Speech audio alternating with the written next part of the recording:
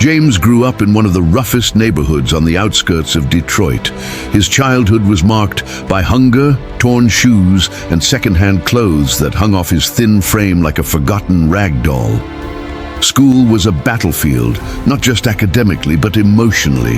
Every day he was the target of ridicule, not because he was different, but because he was poor.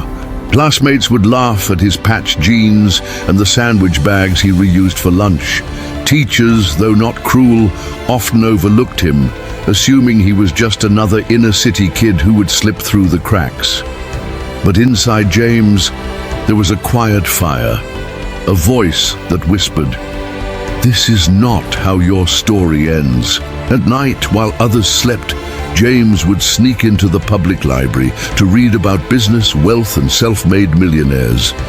He just want to escape poverty. He wanted to destroy the narrative that he wasn't worth anything because he was born into nothing.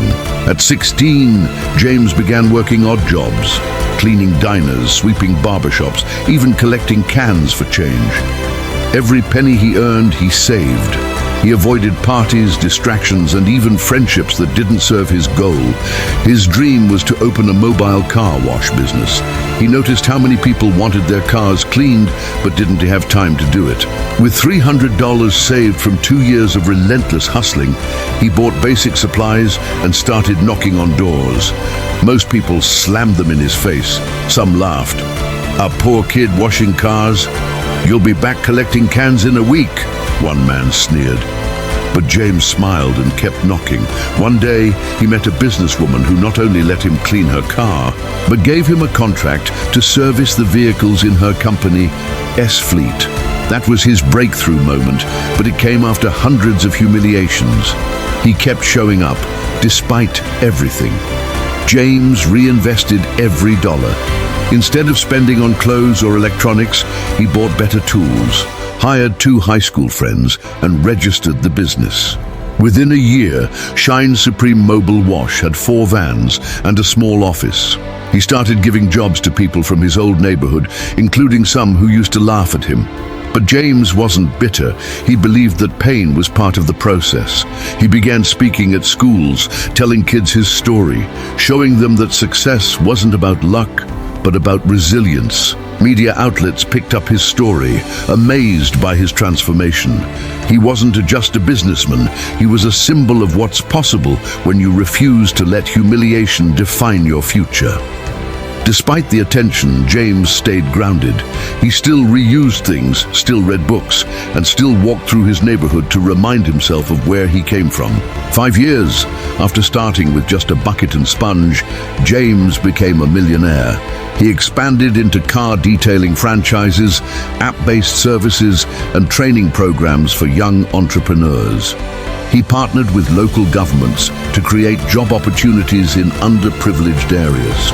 For James, it wasn't just about making money, it was about changing lives. He remembered what it felt like to be mocked, ignored, and underestimated. Every time someone told him no, it added fuel to his fire. He started a foundation for youth empowerment, offering microloans and mentorship to kids with business ideas. Some called him a visionary, others just lucky, but James knew better. He had built everything brick by brick, humiliation by humiliation, until those very scars became the foundation of his empire. Paragraph 5. Today, James stands on global stages, not in suits tailored to impress, but in the same humble clothing that reflects his journey. He shares his story not to boast, but to awaken those who still feel stuck in the shadows of poverty and shame.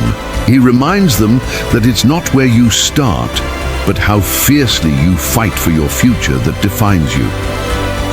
From the kid who was laughed at for his clothes to the man whose name is now on dozens of storefronts, James is proof that resilience isn't just a word, it's a lifestyle. His life echoes a powerful truth. Being poor is not a choice, but staying down is. And for those willing to rise like James, the top isn't a dream, it's a decision.